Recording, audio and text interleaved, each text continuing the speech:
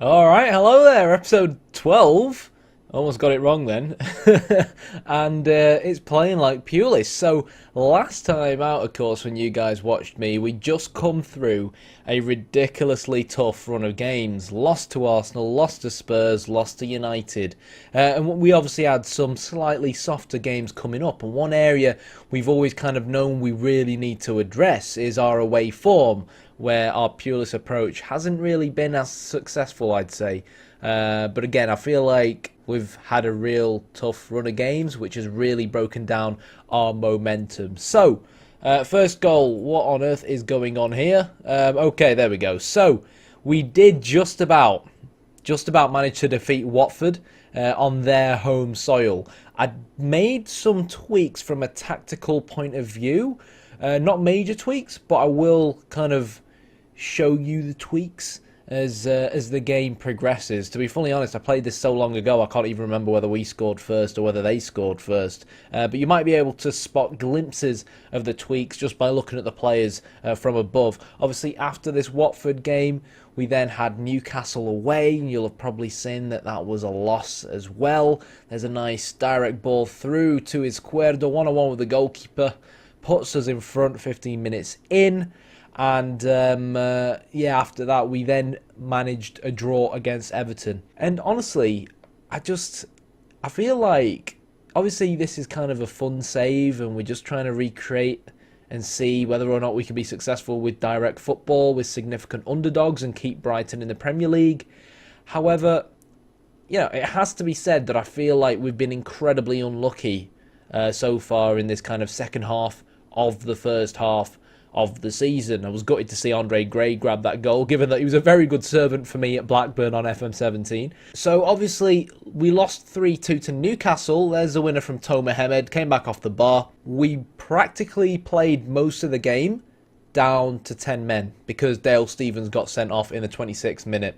And you know, and when a player gets booked so early and then gets sent off so early on in the game, it almost feels like even when you tell him to calm down, it's really that half-time team talk, face-to-face, when you can tell them to calm down, where it really makes a difference. So, unfortunately, we did play the majority of the game with 10 men, and believe it or not, we actually took the lead at one point. We went 2-1 up with only 10 men when Anthony Knockaert scored. And then, around the 60th minute, Newcastle basically scored 2 in a row in a matter of 5 minutes, and we just didn't have enough firepower to try and bring the game back, which was really disappointing, especially given that Newcastle, I feel like, are a team we should be beating. But when you go down to 10 men like that, yet still play as well as we kind of did, I think we were unlucky not to at least get a point from the game, because I think if we kept 11 players on the pitch, it wouldn't necessarily have been too bad of an away performance. And obviously, last but not least, was the 1-1 draw against Everton. And as you guys will know, who have been really following the save from kind of the first episode, you'll know that the way this tactic plays, we don't really dominate possession. We don't really see too many opportunities on goal from an offensive point of view. So it's all about, you know, playing on the counter-attack, playing direct, and basically to be as clinical as possible given our limited opportunities. However, against Everton, we actually dominated the game from start to front. And the only real clear-cut chance, well, it weren't even a clear-cut chance, more of a half chance, that Everton really had was their goal, which was a Sigurdsson free kick. And we had, I think, chances of our own to score. There's the Sigurdsson free kick. Krul really should have done better. And if you look at the bottom right-hand side, you'll see what I mean. Like, we don't normally dominate games like this and play this well. But we created 3 clear-cut chances. And honestly, I don't know what it is about this tactical approach and FM18. But we're creating so many clear-cut chances and we're just not managing to put them away. And it just feels like if we weren't basically a team with a championship standard of players, because other than maybe Anthony Knockaert, the standard of players, in my opinion, is really low in this squad. But maybe if we had slightly better players, we'd put away more of our clear-cut chances, and we'd probably be higher up in the table and probably be doing a lot better than we are. And it's just frustrating that we've been playing well. We played well against Southampton. We should have beat West Ham, but the red card let us down. Spurs, we should have made it 1-1 when we hit the post. And make it 1-1 from there and park the bus. They don't score their second. Newcastle, we were let down with a red card. And then against Everton, we should have at least, you keep out that free kick. The goalkeeper does his job and you win 1-0 at home. Happy days. But you know what? He got sacked today on the day I'm recording this. It's probably going to be released later. Tony Pulis got sacked from West Brom in real life, which to be honest I think is a ridiculous decision. I'm not a Pulis fanboy, but unless they bring in Allardyce, it's really difficult to kind of... Obviously they brought in Gary Megson. I'm not sure if that's temporary or not. But unless they bring in Allardyce long term, I can't really see who's a better option, to be fully honest, because their squad ain't exactly great. With all due respect to West Brom fans. So that to one side, let's actually take a look at the tweaks I've done to play away from home. And obviously we need a slightly larger sample set to deduce conclusions from. But a win against Watford, a decent performance against Newcastle, unlucky we were down to 10 men. I think it's worth a shot as well. And let's be honest, playing our regular approach wasn't exactly... getting the job done away from home. So all I've really done is instructions and all that are all the exact same. Hemed is going to move back to become a shadow striker, so we don't need to tell him to man mark any of the opposition, and it just means he gives more off the ball. And obviously instead of a carrilero in midfield, we now are utilising a segundo volante, which is kind of like a box-to-box style, deep-lying playmaker-ish style of defensive midfielder. Kind of think of the way De Bauer and Seedorf used to play in the I think it was 95 Ajax winning Champions League side. I can't quite remember what year it was, but kind of like box-to-box style midfielder who just helps out more defensively and is really more, instead of a centre midfield, box-to-box midfielder, sits a little bit deeper off the ball, more like a second defensive midfielder. So we are essentially playing with two defensive midfielders to try and solidify the defence away from home, bringing Hemed closer to midfield to fill in that extra bit of space in the middle of the park, and Murray will just basically do the exact same role he's always done. So without further ado, let's stop ranting and hope that we can actually beat Pulis at his own game, go to the Hawthorns and play him. So, West Brom, 4-4-1-1.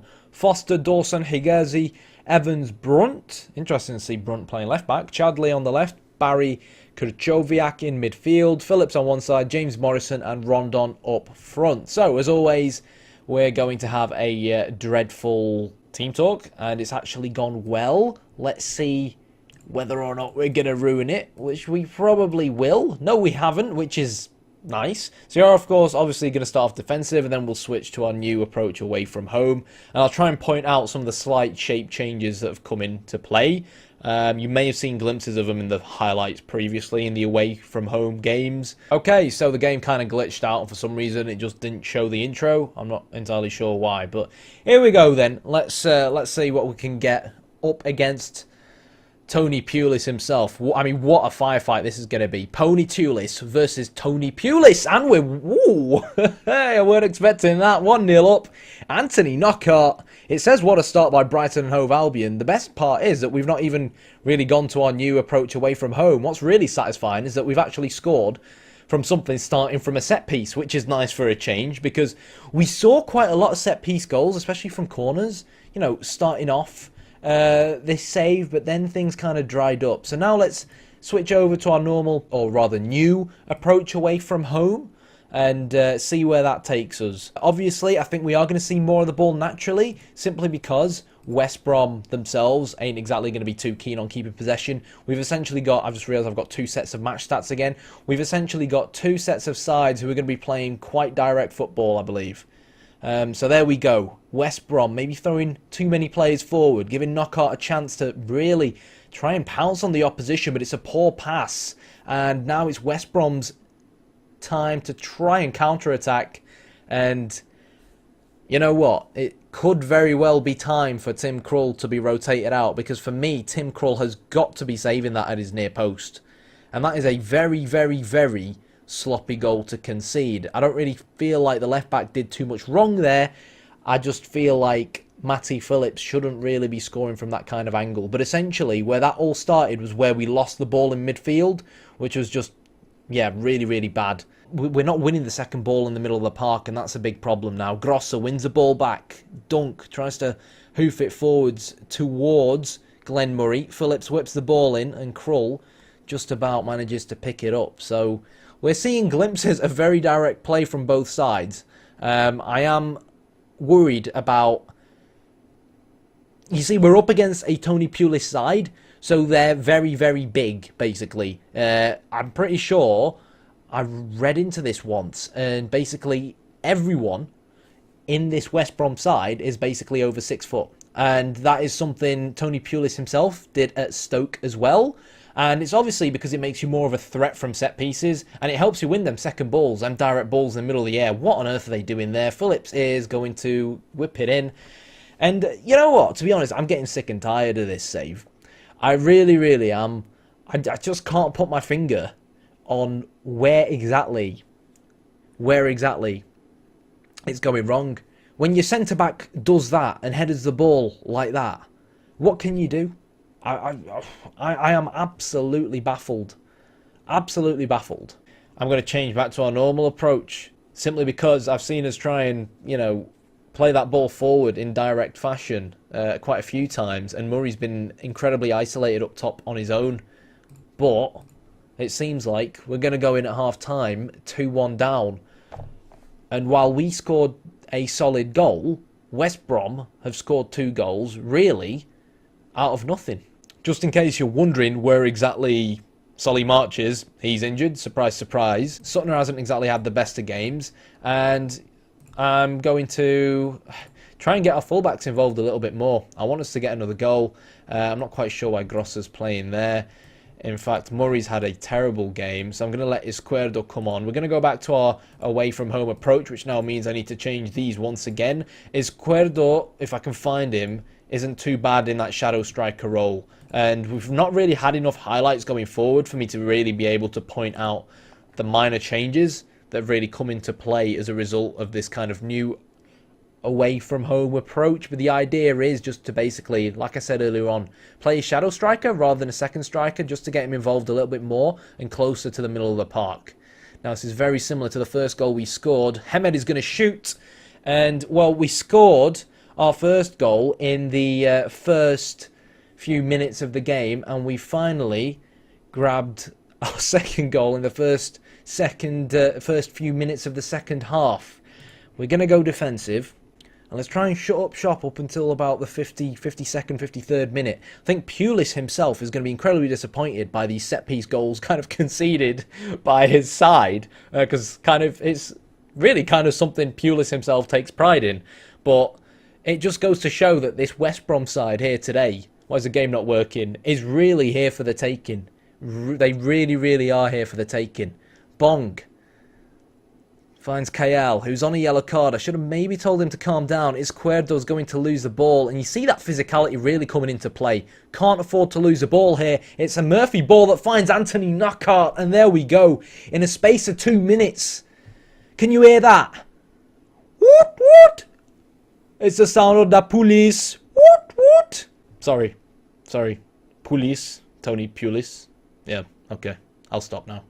Okay, that's a nice goal from Anthony Mohawk Knockaert. Tell the lads to tighten up. The funny thing is, I still know we're going to concede again. Like, oh, for the love of God. I do genuinely think Huddersfield are smashing Leicester 4-0. I do genuinely feel, though, that this kind of approach, if taken a little bit more seriously than I've taken it throughout this save, see, oh, real nice play there from Izquierdo, and Murphy should be whipping that ball in.